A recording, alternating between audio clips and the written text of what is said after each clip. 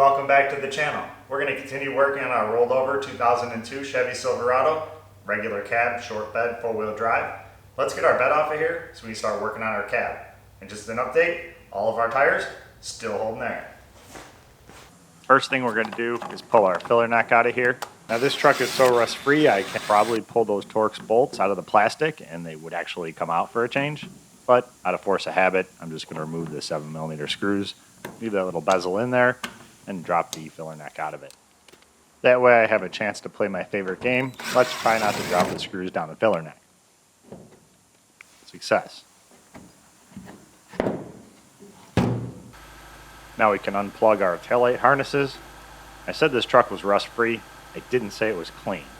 It seems that everybody in Arkansas loves to go mudding. So just like the dirt nollie, this thing is covered in mud. But it's rust free. Can't have everything. Now we can take our bed bolts out. There's 4 in the back.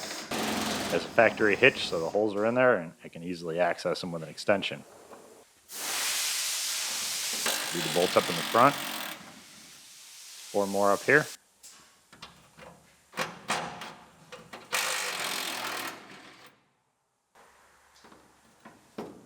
Look at all the dirt raining off of this frame.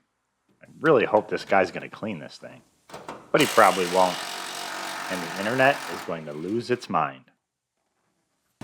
Now that the bed's unbolted and everything's unplugged, or at least I hope it is, we're going to lift the bed off.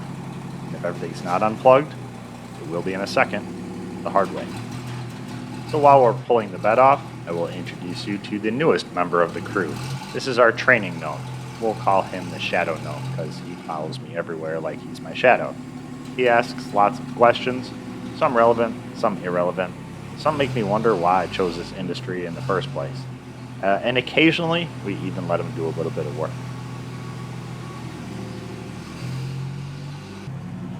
So now that our bed is out of the way, we're going to move our portable frame rack into position. We're just going to use the forks to push the center of the roof up a little bit. That'll push our pillars out to the sides, get them a little closer. My alternative to the mobile frame rack would be to put a porta power on the floor and then push straight up from the floor to the roof. This is actually much quicker and accomplishes the same thing since we're just trying to go straight up. We're not trying to move it side to side or anything. We'll go a little at a time. We'll move the forks back. We started to center and we're just going to back up a little bit so we get to where we want to be.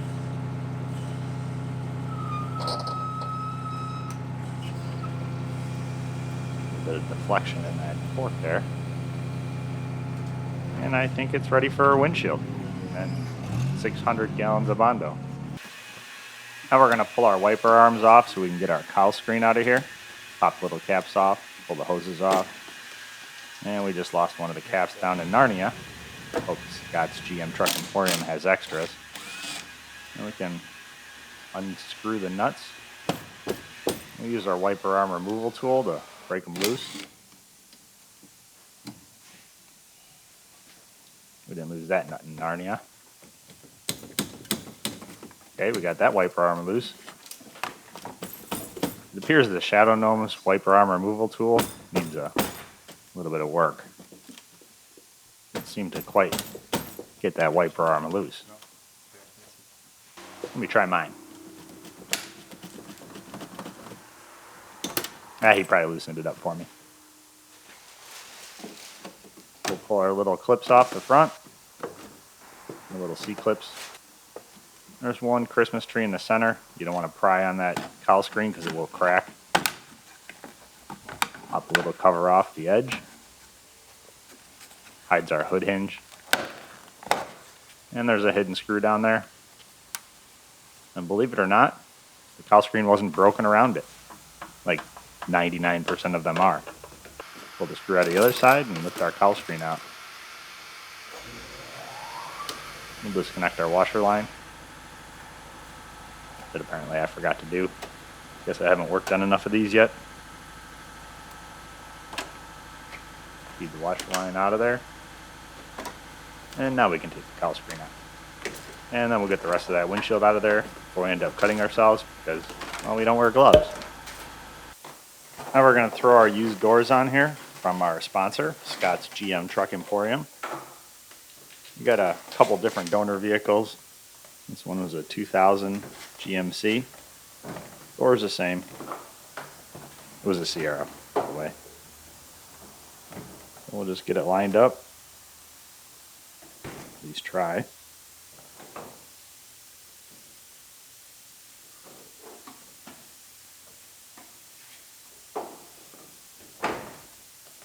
Drop it down on our pins. We'll wiggle the door back and forth and try to get it to slide all the way down. Sometimes you got to give it a little push. Lift up on the back. Give it a wiggle. That should have done it. Now we can put our bolts in there so it doesn't end up on the floor. One in each hinge and one in our door chuck. Then we'll run our wires through there so we don't get them caught in the door when we're closing it. We won't plug them in. We just need them out of the way.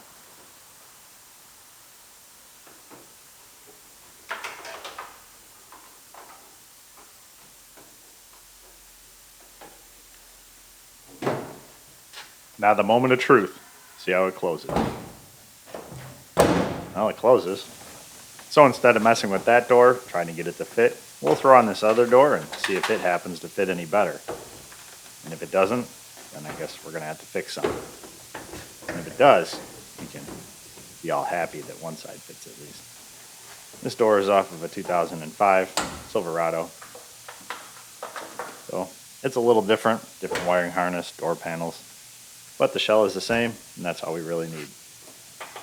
Drop it down on our pins. We'll route our wires through there, bolt it in. And there's our gaps. They don't look too bad. I just had to move the striker around a little bit. We still have some movement. This gap's not so good. Part of it's because that cab corner is all smashed, and that pulls that gap open. And part of it's because the roof's not in place. So we're going to push the bottom out with a porta power from the inside.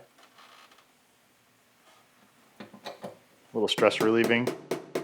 We have our porta power on the other side of the B pillar, pushing all the way across.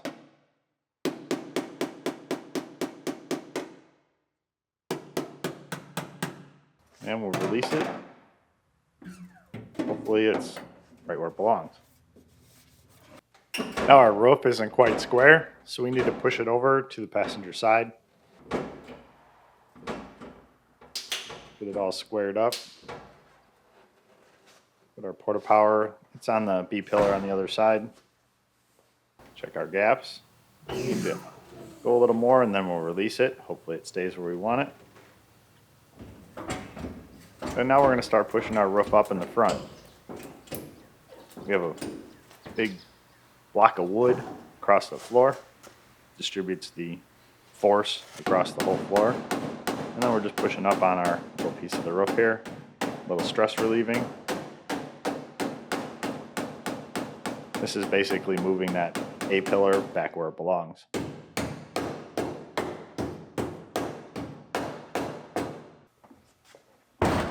And now it's the right height. We're going to go over the driver's side. We're going to do the same thing.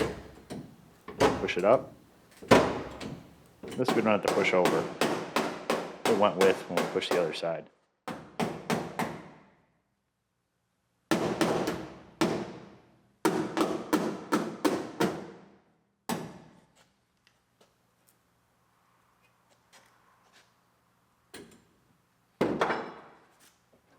Check our gaps. And are a little tight. But we still have not released our pressure and our porta power. So hopefully once we do that, our gaps open back up. We're about to find out. And you can see the cab corner went back a little bit when we lowered it down. Let's see if it was enough. If we can get our porta power out of there. We actually kind of pushed it through the roof skin. We don't care. And now our gap is exactly where it belongs. What luck.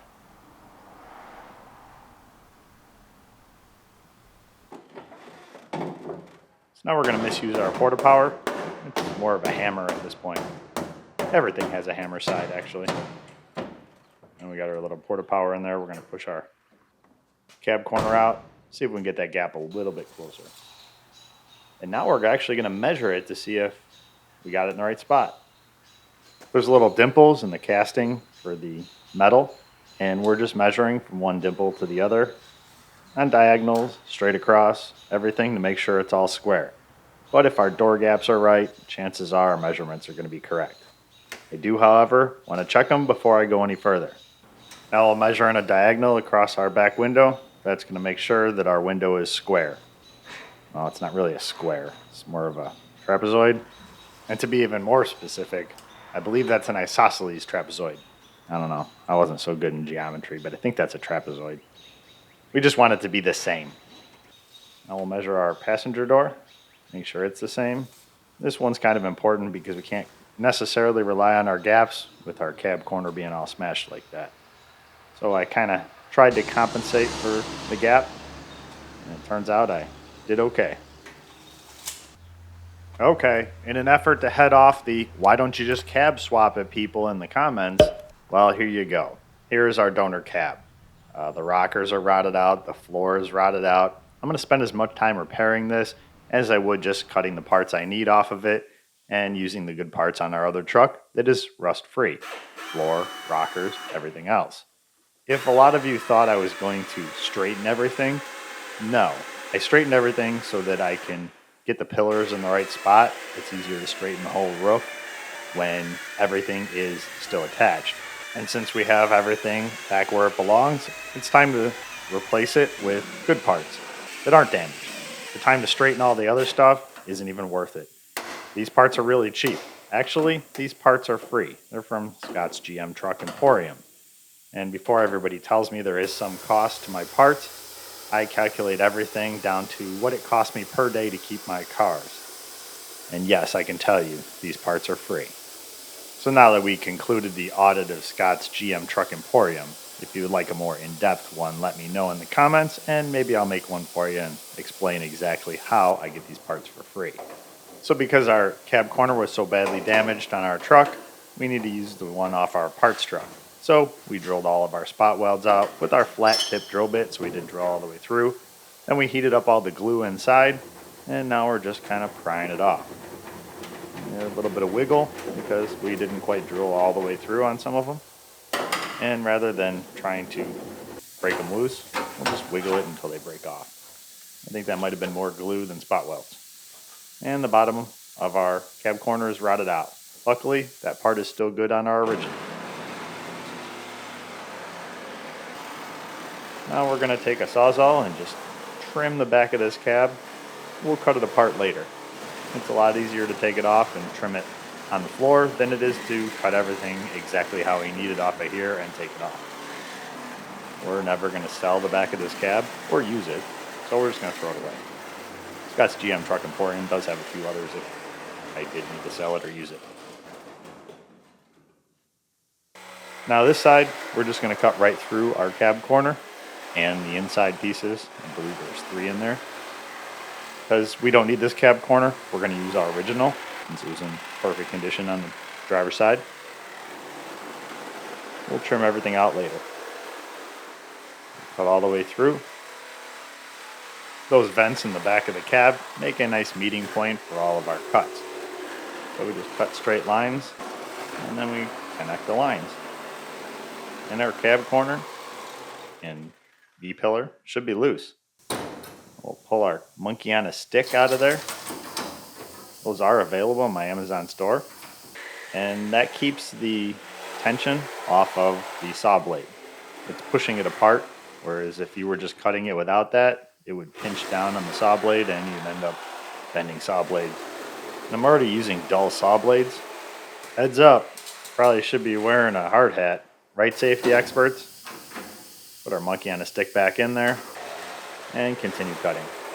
We also refer to our monkey on a stick as a friction jack back in the olden days where I grew up.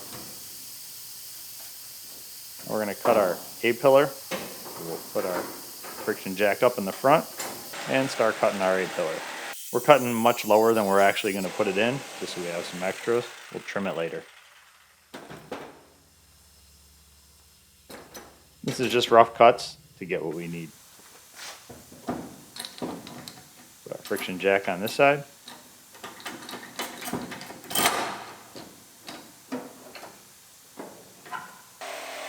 And we'll cut our pillar off. And order a pizza, because we're going to need some help lifting this roof off. Maybe we'll even need a pizza, but the odds of that are slim to none. So we got some help. We're going to lift our cab off of here, and our convertible conversion is complete. We're going to set it over here on our Silverado workbench after we do our little dance. Then I can work on it at a comfortable height. Also, update, I didn't get a pizza. It's a good thing the pizza girl has another job, because I don't think she's going to keep the pizza girl job very long. So instead of using our flat tip drill bit, which I can't stand, we're just going to grind out all of our spot welds. And we're not going to use a belt sander just to annoy the YouTube experts. Instead, we'll use a die grinding disc that costs a fraction of the price. Got a little seam sealer to trim out here, scrape out, and we can see the spot welds. Drill those out. We have a few spot welds on the inside for the centerpiece. We're just drilling all these with our 1/8 inch drill bit for now, and then we'll go back over them with our 5/16.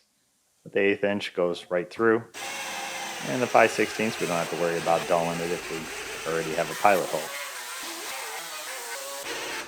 A couple more spot welds. And drill the rest of those out. And we can start knocking our cab corner loose. Hammer our breaker through, break all these spot welds out. Couple up in the top of the roof.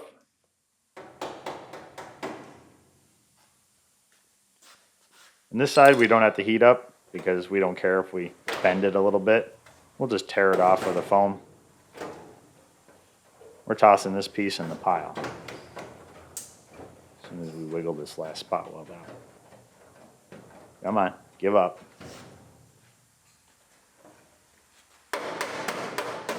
Need a little persuasion. I win.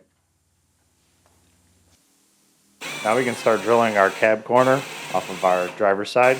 We're going to save this entire thing. We can drill all the way through. We don't have to worry about making any holes in most of it. The lower part we do. We're only changing the upper part.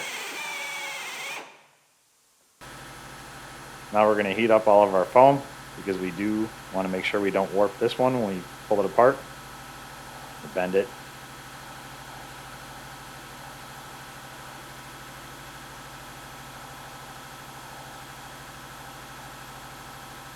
When the paint starts to melt, you know you got to hotten up.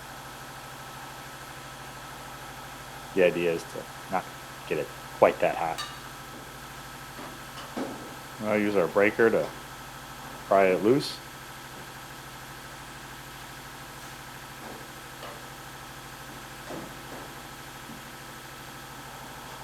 Looks like we're free on the front half. Now we just need to do our back side. Little seam sealer to break out here too. One spot weld that doesn't want to play nice. There's always one. Maybe two. Kind of mangled it, so we'll hammer it flat again. Easier to do it now while it's still on the truck. It looks like our piece is ready to come out of here.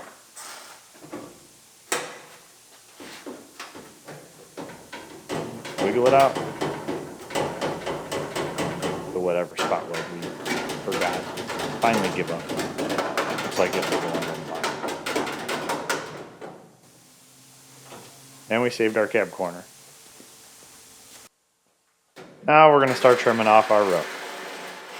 We're going to cut it a little higher than we are going to put it in, just so we have some room to work. We're getting the bulk of it out of our way. And yes, that is a dull saw blade. Still the same dull saw blade. You can't afford fancy saw blades with teeth. I don't need the monkey on the stick for this one. It isn't as big of a panel, so it doesn't pinch the saw blade. And it's always good when you cut through there and pieces don't pop back out of place. When you cut through it and everything stays where it is, that means we stress relieved everything when we were pushing it around and there was no tension left in it. So we got all our cuts except for one of the B pillars. Got one little straggler in there. We bend it a little bit, give ourselves some room. Cut that last little piece. The biggest trick here is not letting that roof fall down. Shouldn't have sent the pizza girl home so early. Gotta do this all myself. Now we'll take our roof off and throw it in the pile. And our custom convertible is complete. We're going to cut this B pillar a little bit shorter because we need a template to cut our other one. We're not going to need any of this. The cut we're making in the outer panel is going to be our final cut. The inner panel we're replacing all the way to the bottom in the factory location. So it doesn't matter where we cut that. Now we're going to knock the outer piece off. We drilled all these spot welds while it was still attached because it's much easier that way instead of trying to chase it around like we're doing now. We're just breaking spot welds loose. Could you imagine trying to drill it when it's running all over the place?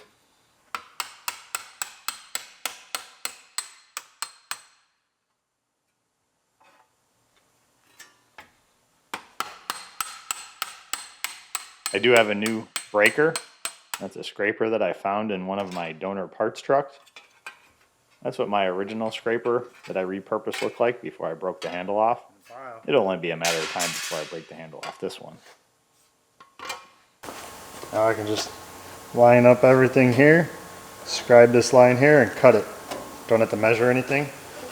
That's why I took the time to save that little piece. So that's about as far as we're going to go today.